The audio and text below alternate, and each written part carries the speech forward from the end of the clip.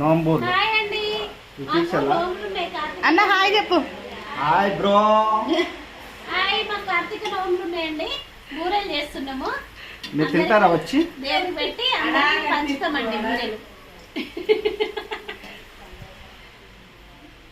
చిన్న తీసేటట్టు చిన్న చిన్న. అరే జాగండ్రా.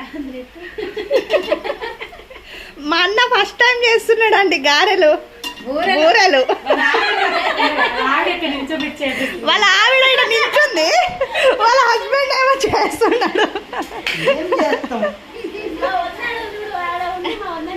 మా వద్ద చూడండి నవ్వుతుంది. డైరెక్షన్లు ఇస్తారు. తీసేస్తున్నా నల్లగా.